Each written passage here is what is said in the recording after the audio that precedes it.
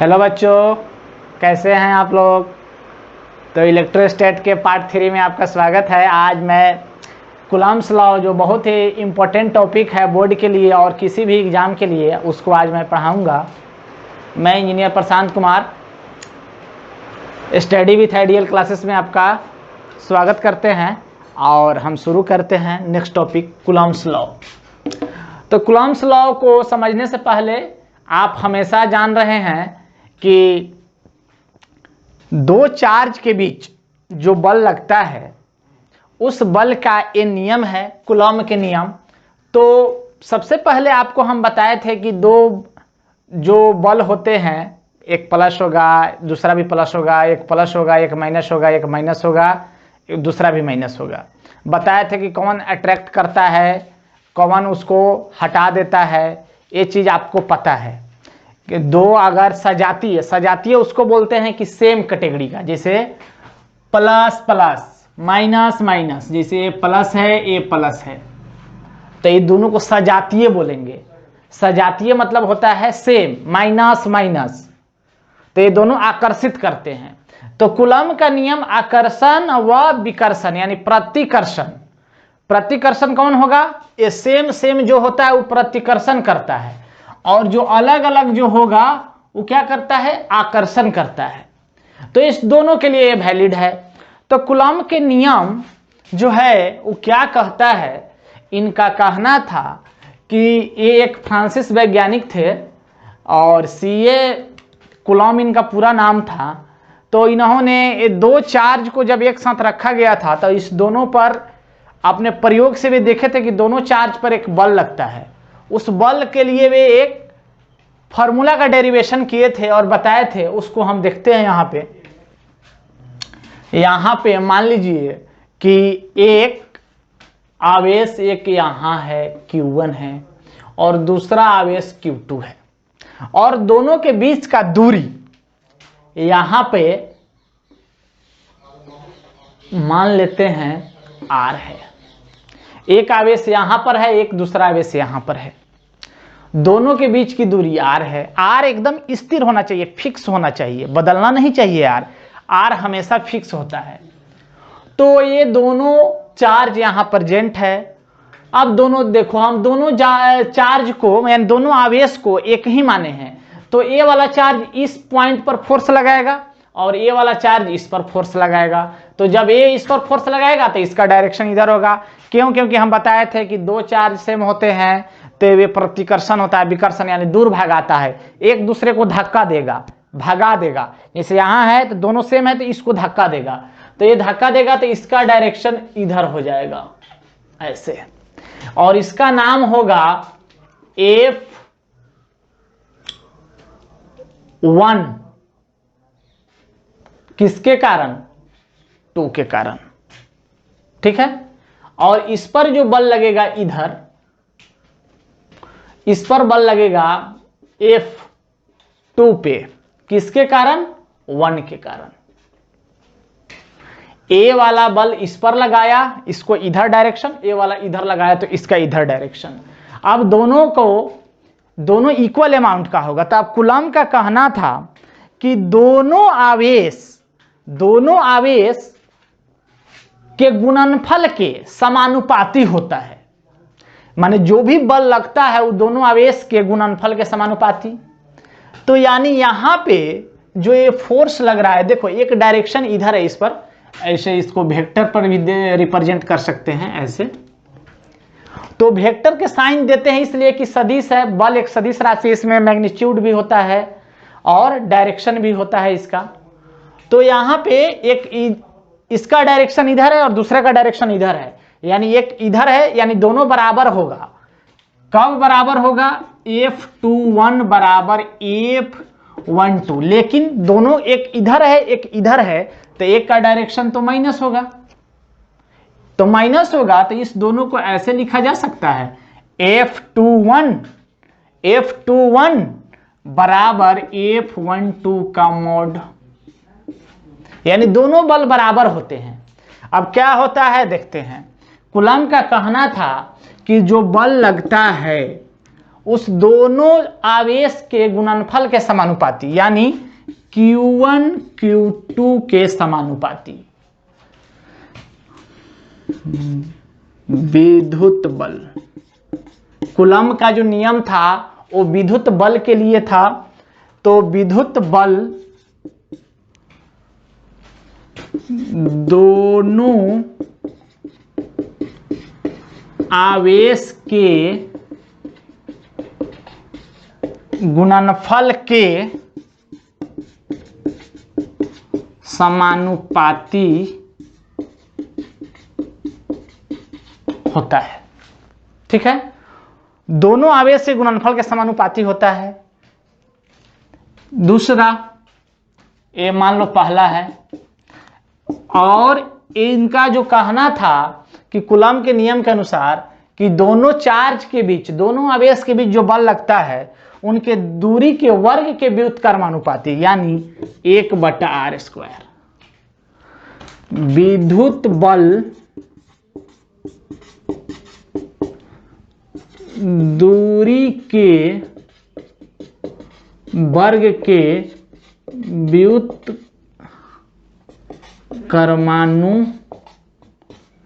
व्युत्क्रमानुपाती होता है, ये कहना था।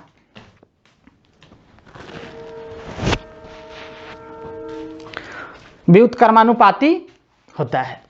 अब इसको मान लेते हैं 2। कूलम्ब का नियम, दो आवेश, दोनों आवेश सेम हो सकता है, अलग हो सकता है। यहां पर दोनों आवेश अलग अलग है, दोनों पर देख लिए डायरेक्शन, इनका क्या स्टेटमेंट था दोनों देख लिए। अब इस दोनों स्टेटमेंट को अगर एक साथ मिला दिया जाए तो क्या बनेगा, एक फोर्स का फॉर्मूला आएगा जो विद्युत बल के लिए, कूलम्ब का नियम जो है ये विद्युत बल के लिए है, विद्युत बल के लिए होता है।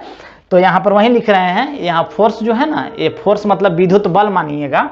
ठीक है, तो समीकरण 1 और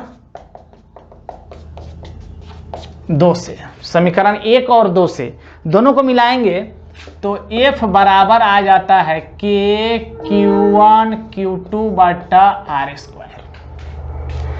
ये फॉर्मूला निकल कर आता है। अब K यहां पर एक नियतांक है, K एक नियतांक है। आज जो बता रहे हैं ये फोर्स, इस फोर्स का तुलना हम ग्रेविटेशनल फोर्स, गुरुत्वाकर्षण बल वाला जो फॉर्मूला होता है Gm1 m2/r² से भी तुलना करेंगे कि दोनों में क्या समानता है, दोनों में क्या डिफरेंस है, दोनों में क्या अंतर है। उसका तुलना इस पूरे पढ़ने के बाद उसको देखेंगे डिटेल, क्योंकि कूलम्ब्स लॉ एक बहुत इंटरेस्टिंग टॉपिक है, इससे क्वेश्चन आता है तो इसको जानना भी है और इस पर क्वेश्चन भी कराएंगे बहुत अच्छा पॉलीगन वाला, जिसमें बंद आकृति चतुर्भुज होगा, त्रिभुज होगा, उस सभी पर चार्ज रखा रहेगा। वो सब बोर्ड के एग्जाम में भी आते हैं।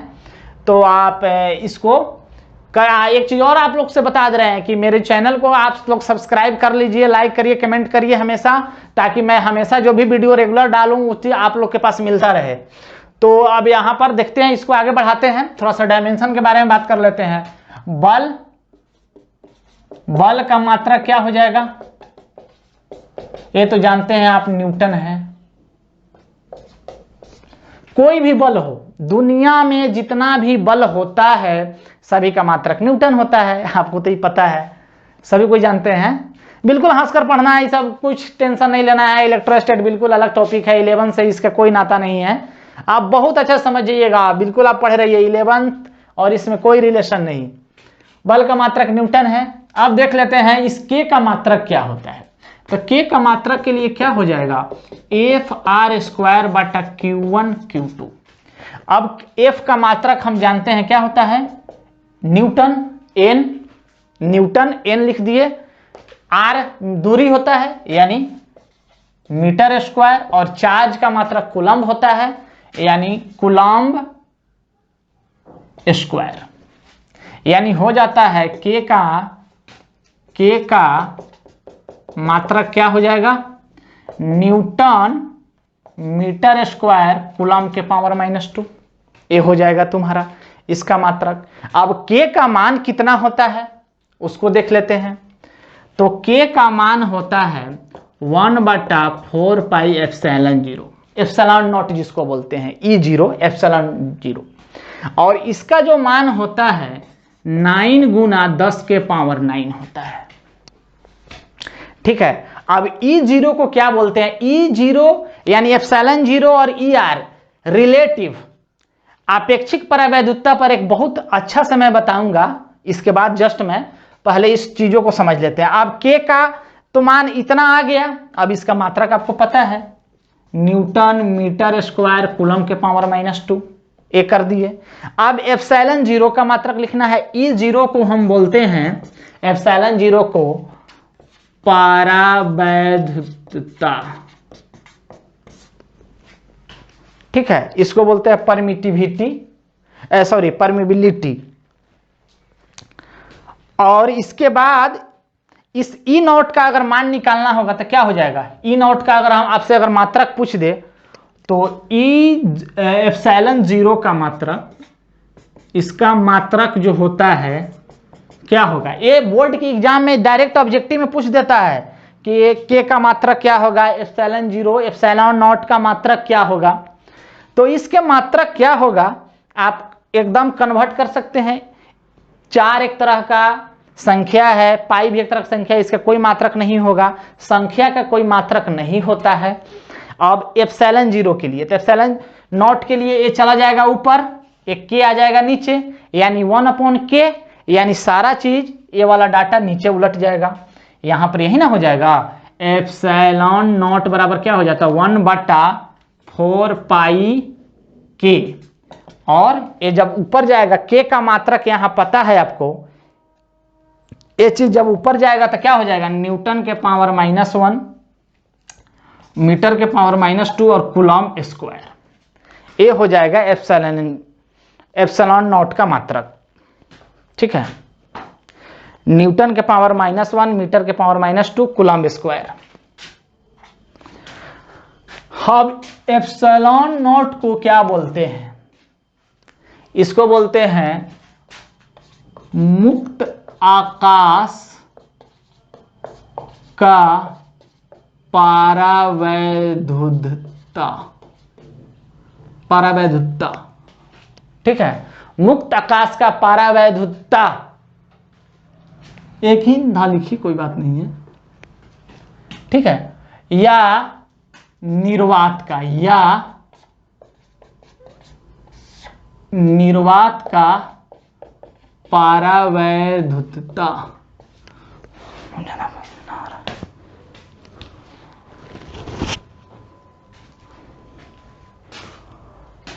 मुक्त आकाश का परावैद्युतता या निर्वात का परावैद्युतता बोलते हैं। अब यहां पर बल आपका दोनों चार्ज पर डिपेंड कर रहा है, यानी दोनों के बीच आवेश पर डिपेंड कर रहा है, दोनों के बीच की दूरी पर डिपेंड कर रहा है। इसके अलावा एक और डिपेंड करता है माध्यम पे। अब यही वो माध्यम है, एप्सिलॉन नॉट एक तरह का माध्यम है, और वह माध्यम आपको निर्वात का होगा या मुक्त आकाश का होता है। तो यहां से एप्सिलॉन नॉट का जब मान निकालते हैं तो ये आ जाता है, एप्सिलॉन नॉट बराबर आता है 8.854 गुना 10 के पावर -12। और आप इसका मात्रक आपको पता है न्यूटन के पावर -1, मीटर के पावर -2, कूलम स्क्वायर। ये इसको याद रखिएगा, डायरेक्ट पूछ देता है ऑब्जेक्टिव में, ऑब्जेक्टिव डायरेक्ट पूछ देगा, मात्रक भी पूछ देगा, या डायरेक्ट इसका मान कितना होता है पूछ देता है डायरेक्ट, कि निर्वात में आपेक्षिक परावैद्युतता का मात्रक। अब इसको जब एक और आगे पढ़ाएंगे तो इसका एक और मात्रक बोलते हैं फैराड मीटर के पावर -1, इसको बोलते हैं एफ मीटर के पावर -1, यानी फैराड मीटर के पावर -1। वो जब संधारित्र, जब धारिता कैपेसिटेंस जब पढ़ाएंगे तो वहां पर फैराड का चर्चा करेंगे, तो वहां पर आपको पता चल जाएगा। अब यानी यहां पे जो फोर्स का फॉर्मूला मेरे लिए जो आ चुका है, यानी फाइनली अब हम फोर्स को लिख सकते हैं F बराबर 1/4 pi epsilon not Q1 Q2 बटा R स्क्वायर।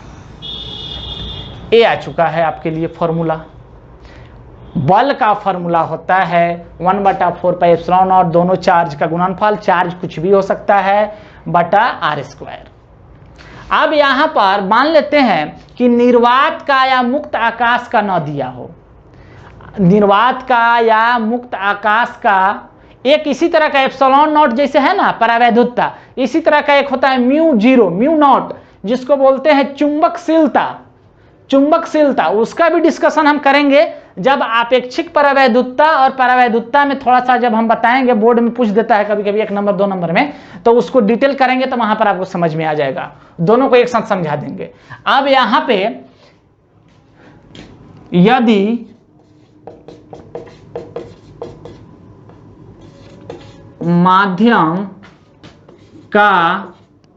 माध्यम का परावैधुतता ई हो, एप्सिलॉन हो, तब क्या होगा? तो एक रिलेशन याद रखिएगा, ई आर रिलेटिव परमिटिविटी, इसका बोलते हैं ई आर बराबर ई बटा ई नॉट एप्सिलॉन जीरो।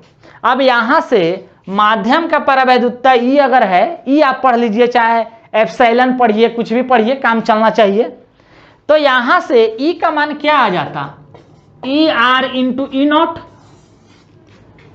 यानी आपेक्षिक परावैधुतता अगर पता हो, ई आर को बोलते हैं आपेक्षिक परावैधुतता, इसको लिख लीजिएगा, इसको बोलते हैं आपेक्षिक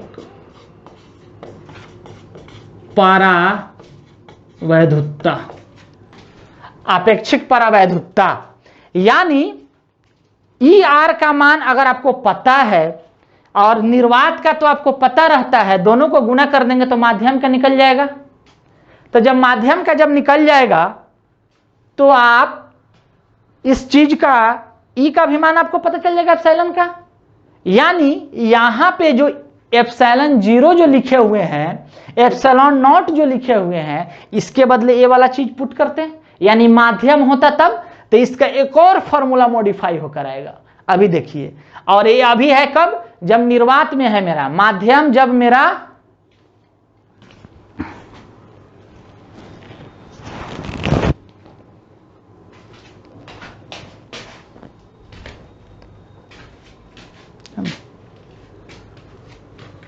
तो चलिए आप लोग नोट कर लिए, थोड़ा सा और इसको आगे लिख लेते हैं, इसके बारे में डिटेल। ये चीज था आपका, बहुत अच्छा से स्टेटमेंट को मैंने बता दिया, आप एग्जाम में स्टेटमेंट के तौर पर लिख सकते हैं। और अभी 3 पॉइंट लिखवाएंगे कूलम के नियम, क्योंकि कूलम का नियम जो होते हैं उनका लिमिटेशन है कि ये बिंदु आवेश के लिए ही होते हैं। ये हमेशा जो केंद्र जहां पे लगते हैं उस केंद्र के अनुदिश लगते हैं, माने उसी के डायरेक्शन में लगते हैं, ये वाला पॉइंट। और ये न्यूटन के तीसरे नियम को पालन करते हैं। ये बहुत ही ऑब्जेक्टिव क्वेश्चन है कि कूलम का लॉ और न्यूटन के कौन से लॉ को फॉलो करता है। ठीक है, तो इसको देख लेते हैं, इसको पहले थोड़ा साफ कर देते हैं।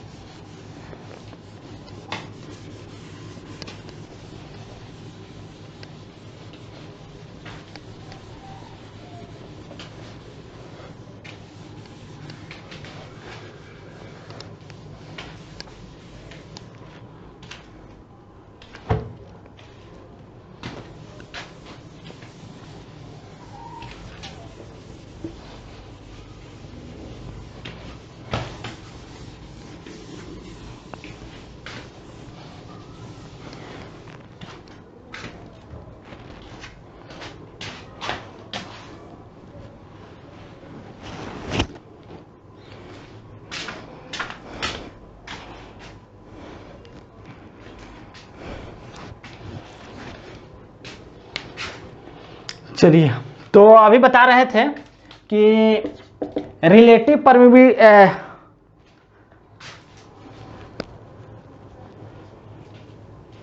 सॉरी अपेक्षिक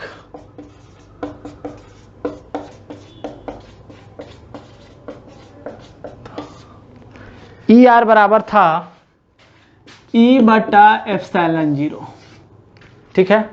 यानी फोर्स का जो फॉर्मूला आया था 1 बटा 4 पाई एप्सिलॉन 0 Q1 Q2 बटा R स्क्वायर, इसको क्या लिख सकते हैं अब F बराबर 1 बटा, इसको इसमें गुना किए थे, यानी E R into E not Q1 Q2 बटा R स्क्वायर। ये कब लगाएगा? जब माध्यम में बल हो, माध्यम में, माध्यम कुछ भी हो सकता है, ईंट पत्थर घर जो भी कुछ में जाना है, पानी जहां भी माध्यम हो वहां पर ई का मान निकालेंगे, इसमें रखेंगे। आपको फोर्स पानी में, ईटा में, ईंट में जहां भी निकालना हो वहां पर निकाल सकते हैं। वैद्युत बल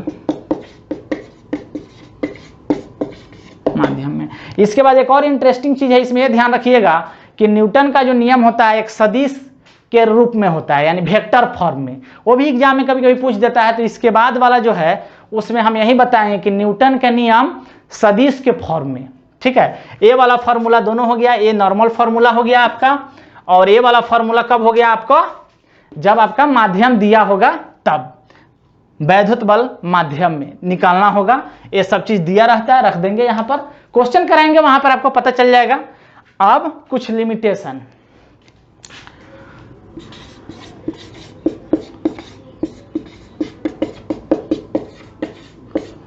कूलॉम के नियम आधारित है। पहला,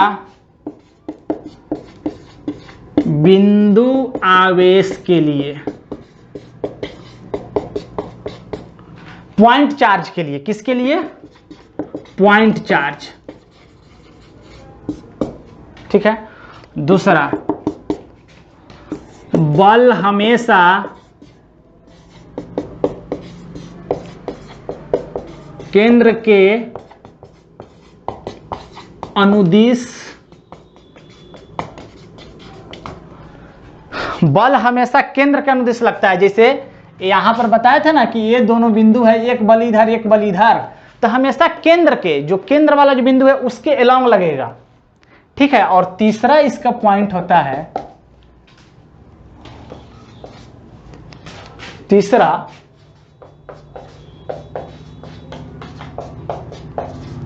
कूलॉम के नियम, कूलॉम के नियम न्यूटन के तीसरे, न्यूटन के गति के तीसरे नियम पर आधारित है। तीसरा नियम क्या था न्यूटन साहब का?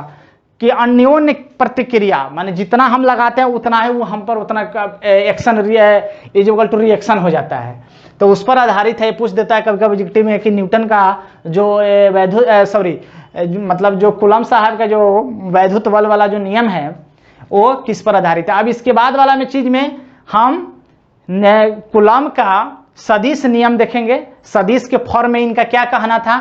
बाकी आपका न्यूटन के नियम कूलॉम के नियम इतना आपका पर्याप्त है। अब एक बार हम एप्सिलॉन 0 और रिलेटिव वाला ई आर, इस तीनों को एक बार हम वेक्टर फॉर्म से पहले यहां पर डिटेल डिस्कशन ले लेंगे।